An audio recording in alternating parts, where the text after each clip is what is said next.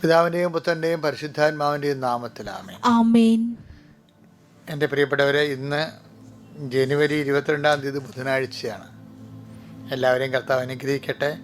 നമുക്ക് അമ്മയോടൊപ്പം പ്രാർത്ഥിക്കാം. അമ്മേ പരിശുദ്ധ അമ്മേ, അമ്മേ പരിശുദ്ധമ്മേ, ദൈവമാതാവേ, അന്ന് അങ്ങ് കൃപാസനത്തിൽ പ്രത്യക്ഷപ്പെട്ട് വരാൻ പോകുന്ന മഹാദുരന്തത്തിൽ നിന്ന് രക്ഷപ്പെടാനും എല്ലാവർക്കും വേണ്ടി പ്രാർത്ഥിക്കുവാനും ആവശ്യപ്പെട്ടിട്ട് 20 വർഷം കഴിഞ്ഞ ഈ വേളയിൽ കൃപാസനത്തിലൂടെ ഞങ്ങൾക്കും ഈ ദേശത്തിനും അങ്ങ് മധ്യസ്ഥം തേടി തന്ന എല്ലാ അനുഗ്രഹങ്ങൾക്കും കൃപകൾക്കും ഞങ്ങളിപ്പോൾ ഹൃദയം നിറഞ്ഞ നന്ദി പറയുന്നു. അമ്മേ പരിശുദ്ധമ്മേ, ജപമാല മാതാവേ, സകല പ്രാർത്ഥനയോടും ചേർത്ത് ഞങ്ങളിപ്പോൾ പ്രാർത്ഥിക്കുന്ന ഈ കുടുംബത്തിന്റെ പ്രത്യേക നിയോഗം പറ മക്കളെ.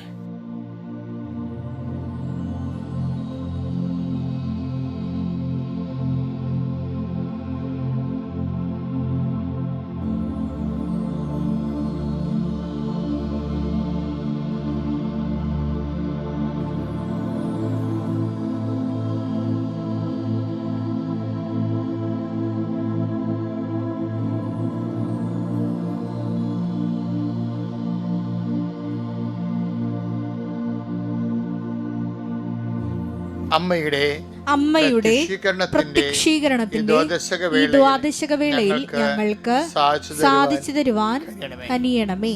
വിശ്വാസ പ്രമാണം. സർവശക്തനായ പിതാവും ആകാശത്തിന്റെയും ഭൂമിയുടെയും സൃഷ്ടാവുമായ ദൈവത്തിൽ ഞാൻ വിശ്വസിക്കുന്നു. അവിടുത്തെ ഏകപുത്രനും ഞങ്ങളുടെ കർത്താവുമായ ഈശോമിശിഹായിലും ഞാൻ വിശ്വസിക്കുന്നു.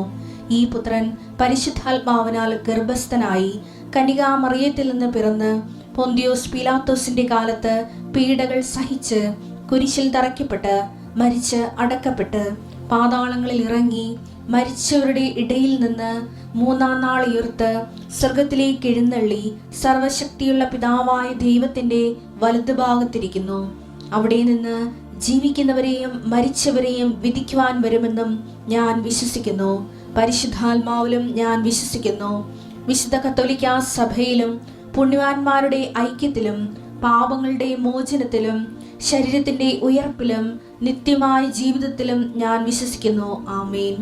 സ്വർഗ്ഗസ്ഥനായ ഞങ്ങളുടെ പിതാവേ, അങ്ങയുടെ നാമം പൂജിതമാകണമേ. അങ്ങയുടെ രാജ്യം വരണമേ. അങ്ങയുടെ തിരുമനസ് സ്വർഗത്തിലെ പോലെ ഭൂമിയിലും ആകണമേ. അന്നു വേണ്ടുന്ന ആഹാരം ഇന്ന് ഞങ്ങൾക്ക് തരണമേ.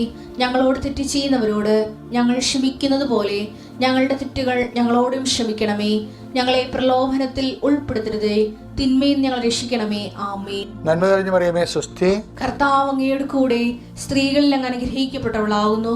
അങ്ങയുടെ ഉദരത്തിൻ ഫലമായി ഈശോ അനുഗ്രഹിക്കപ്പെട്ടവനാകുന്നു. പരിശുദ്ധ മറിയമേ, തമ്പുരാന്റെ അമ്മേ, പാപികളായ ഞങ്ങൾക്ക് വേണ്ടി ഇപ്പോഴും ഞങ്ങളുടെ മരണസമയത്തും തമ്പുരാനോട് അപേക്ഷിക്കണമേ. ആമേൻ. നമുക്ക് അനുദിന അനുഗ്രഹ പ്രാർത്ഥനയ്ക്ക് വരാം. കർത്താവേ, ഇന്ന് അന്നു വേണ്ട ആഹാരം പോലെയാണ് ഈശോയെ അനുദിന അനുഗ്രഹ പ്രാർത്ഥന. ഇന്നത്തെ മുഴുവൻ ആവശ്യങ്ങൾ കർത്താവ് പ്രാർത്ഥിക്കാൻ ചില സമയത്ത് വചനം കിട്ടാത്തവരുണ്ട്, പ്രാർത്ഥിക്കാൻ മനസ്സ് കിട്ടാത്തവരുണ്ട്, മനസ്സ് ഇടിഞ്ഞു പോയവരുണ്ട്. അവരെ എല്ലാവരും താങ്ങി നിർത്താൻ വേണ്ടിയാണ് ഈശോയെ ഈ പ്രാർത്ഥന ഞങ്ങൾ പ്രഭാതത്തിൽ അങ്ങയുടെ തിരുസ അവർക്ക് വേണ്ടി സമർപ്പിക്കണത്. കർത്താവ്, ഇപ്പോഴും അങ്ങയുടെ തിരുസന്നിധിയിൽ ഈ പ്രാർത്ഥന കേൾക്കുന്നവരാരായാലും ശിരസ് നമിച്ച് നിൽക്കുന്ന മക്കള്, കൈകൾ കുപ്പി നിൽക്കുന്ന മക്കള്, അങ്ങയുടെ തിരുസ അങ്ങയുടെ വാഗ്ദാനത്തിൻ്റെ ആത്മാവിനെ ചൊരിയിടെ പ്രാർത്ഥിക്കുന്നു. ആത്മാവേ, പരിശുദ്ധാത്മാവേ, ഇപ്പോൾ ആ മക്കളിലേക്ക് ഇറങ്ങി വസിക്കണമേ. കർത്താവിൻ്റെ വാഗ്ദാനമാകുന്ന പരിശുദ്ധാത്മാവ് നിങ്ങളെ ആവസിക്കട്ടെ. വേണ്ട വിധം പ്രാർത്ഥിക്കേണ്ടത് എങ്ങനെ നമുക്ക് അറിയത്തില്ല. അവാച്യമായ നെടുവിൽപ്പന ആത്മാവ് തന്നെ മാധ്യസ്ഥം വഹിക്കുമെന്ന് പറഞ്ഞ അതേ പരിശുദ്ധാത്മാവ് പ്രാർത്ഥിക്കാൻ പറ്റാത്ത, പ്രാർത്ഥിക്കാൻ കേൾപ്പില്ലാത്ത, കഴിവില്ലാത്ത എല്ലാ മക്കൾക്കും പ്രത്യേക കഴിവ് നൽകി അനുഗ്രഹിക്കണം. പ്രാർത്ഥിക്കുന്ന ഈശോയെ കർത്താവ്, ഞാൻ എൻ്റെ പിതാവിനോട് ചോദിക്കുന്ന നിത്യവും നിങ്ങളുടെ ആയിരിക്കാൻ മറ്റൊരാശ്വാസന അയച്ചു തരികയും ചെയ്യുന്നു. അത്ഭുത കർത്താവെ, അങ്ങയുടെ മക്കൾ ഒറ്റപ്പെട്ടു പോയി ഏകാകികളായി, ആരുമില്ല, ബന്ധുക്കളില്ല, സ്വന്തപ്പെട്ടവരില്ല, എല്ലാവരും കൈ ഒഴിഞ്ഞെന്ന് തോന്നുന്ന അവസ്ഥകളിൽ കർത്താവെ, പലപ്പോഴും പുറത്താണ് ജീവിക്കണമെങ്കിലും വെന്റിലേറ്ററിലുള്ള രോഗികളെപ്പോലെ ആകുന്ന മനുഷ്യരുണ്ട് ഈശോയെ. അവർ പുറത്താണ് ജീവിക്കുന്നത്, വീട്ടിലാണ് ജീവിക്കുന്നത്, അല്ലെങ്കിൽ നാട്ടിലാണ് ജീവിക്കുന്നത്. പക്ഷേ മറ്റുള്ളവർ പലരും അവരെ കൈയൊഴിഞ്ഞ പോലെ അവർ വെന്റിലേറ്റർ രോഗികളെ പോലെ ആയിപ്പോയിട്ടുണ്ട് ഈശോയെ. അങ്ങനെയുള്ള മാനസികാവസ്ഥ ഉള്ളവരെ നീ പ്രത്യേകം ശ്രദ്ധിക്കണം. അവരുടെ ഈ കറുത്ത കാലത്ത് കർത്താവേ, കെട്ട കാലത്ത് കർത്താവേ, അങ്ങ് അവിടെ കൈ പിടിക്കാൻ വേണ്ടി ഞങ്ങൾ അവർക്ക് വേണ്ടി സഹോദര ബുദ്ധിയ കർത്താവ് അവർക്ക് വേണ്ടി മാധ്യസ്ഥം വഹിക്കുകയാണ്. കർത്താവ് സ്വർഗസ്ഥനായി ഞങ്ങളുടെ പിതാവിൽ നിന്ന് അങ്ങ് പ്രാർത്ഥിക്കാൻ പഠിപ്പിച്ചപ്പോഴീശോയും ഞങ്ങൾ എന്ന് പറയുമ്പോൾ പ്രാർത്ഥിക്കാൻ അറിയാത്തവരും പ്രാർത്ഥന കിട്ടാത്തവരും പ്രാർത്ഥിച്ചിട്ട് അവർക്ക് ആ പ്രാർത്ഥനയുടെ ഒരു പ്രത്യാശയില്ലാത്ത എല്ലാ മക്കളെയും ഞങ്ങൾ ചേർത്ത് വെച്ചുകൊണ്ട് കർത്താവെ ഈ പ്രാർത്ഥന ഭാഗമാക്കിക്കൊണ്ട് കർത്താവെ അങ്ങയുടെ തിരുസേനി സമർപ്പിക്കുന്ന കർത്താവെ, അമ്മേ പരിശുദ്ധ അമ്മേ ദേവമാതാവേ, എല്ലാ മക്കൾക്കും വേണ്ടി മാധ്യസ്ഥം വഹിക്കണമേ. എൻ്റെ കർത്താവിൻ്റെ ഉന്നതമായ നാമത്തിൽ ഞാൻ നിങ്ങളെ ആശീർവദിക്കുന്നു. എൻ്റെ കർത്താവ് ഉന്നതമായ നാമത്തിൽ സഭയുടെ അധികാരത്തിൽ ഞാൻ നിങ്ങളെ ആശീർവദിക്കുന്നു. എൻ്റെ കർത്താവ് ഉന്നതമായ നാമത്തിൽ സഭയുടെ അധികാരത്തിൽ കുരിശിൻ്റെ അടയാളത്തിൽ ഞാൻ നിങ്ങളെ ആശീർവദിക്കുന്നു. കുരിശിൻ്റെ ശക്തി ഉത്ഥിതനായ കർത്താവിൻ്റെ ഉത്ഥാനത്തിൻ്റെ അടയാളമായി അവശേഷിപ്പിക്കുന്ന അടയാളമായ കുരിശിൻ്റെ അടയാളത്തിൽ ഞാൻ നിങ്ങളെ ആസ്വദിക്കുന്നു. എൻ്റെ കർത്താവിനുമായി നിങ്ങൾ ആസ്വദിക്കപ്പെടട്ടെ. നിങ്ങളുടെ ജോലികൾ ആസ്വദിക്കപ്പെടട്ടെ, നിങ്ങളുടെ യാത്രകൾ ആസ്വദിക്കപ്പെടട്ടെ, നിങ്ങളുടെ സംസാരങ്ങൾ ആസ്വദിക്കപ്പെടട്ടെ, നിങ്ങളുടെ കൊടുക്ക വാങ്ങുന്ന വിനിമയങ്ങൾ ആസ്വദിക്കപ്പെടട്ടെ, നിങ്ങളുടെ സൈനുകൾ രജിസ്ട്രേഷൻസ് ആസ്വദിക്കപ്പെടട്ടെ, നിങ്ങൾ കണ്ടുമുട്ടുന്ന വ്യക്തികളും സംസാരിക്കുന്ന വ്യക്തികളും തീരുമാനങ്ങളും പങ്കെടുക്കുന്ന സമ്മേളനങ്ങളും പോകുന്ന മീറ്റിങ്ങുകളും ആസ്വദിക്കപ്പെടട്ടെ.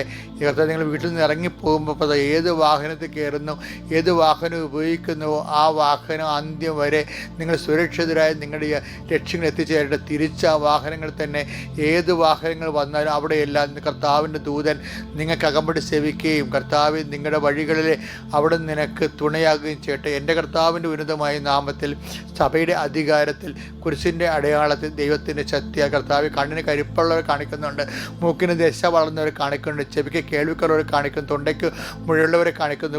ഉള്ളംകാലം വരെ ആന്തരിക രോഗങ്ങൾ അവയവങ്ങൾക്കുണ്ടാകുന്ന മുഴുവൻ രോഗങ്ങൾ യേശു ക്രിസ്തു വിശുദ്ധമായ രക്തത്താൽ നിങ്ങൾ സ്നാനം ചെയ്യപ്പെട്ടവരുടെ അടിപ്പെടുന്ന പോലെ വൈതാക്കാലം ദൈവികമായ ശക്തിയാൽ നിങ്ങൾ സൗഖ്യം പ്രാപിക്കട്ടെ. നിങ്ങളുടെ മനസ്സ് ഇടിഞ്ഞതാണെങ്കിൽ ഇപ്പോൾ ദൈവികമായ ശക്തി ഇടിച്ചിറങ്ങിക്കൊണ്ട് നിങ്ങളെ ശക്തിപ്പെടുത്തട്ടെ. എൻ്റെ കർത്താവിനുമായ നാമത്തിൽ സഭയുടെ അധികാരത്തെ കുരിശിൻ്റെ അടയാളത്തിൽ ദൈവശക്തിയെ മക്കൾ അനുഗ്രഹിക്കപ്പെടട്ടെ. Thank you Jesus. നമ്മൾ ഇന്ന് ചിലപ്പോഴുണ്ടല്ലോ മക്കളെ, നമ്മുടെ ജീവിതത്തിലെ ഇന്നത്തെ മെസ്സേജ് പറയും, ചില സമയത്ത് നമ്മളുടെ ലക്ഷ്യങ്ങൾ കൈവരിക്കാനുള്ള ആസ്തി ഭദ്രതകൾ, അതിൻ്റെ കായബലം, അതിൻ്റെ കാശ് ബലം ചിലപ്പോൾ നമുക്ക് ഉണ്ടാകത്തില്ല. അപ്പം നമുക്ക് ഇത് ജയിക്കുക നമ്മൾ ചെയ്യുക, നമ്മളിത് കരയേറുക, അത് അവർ നമ്മളെ നശിപ്പിച്ച് കളയുക, നമുക്ക് കൺഫ്യൂഷൻ ഉണ്ടാകും.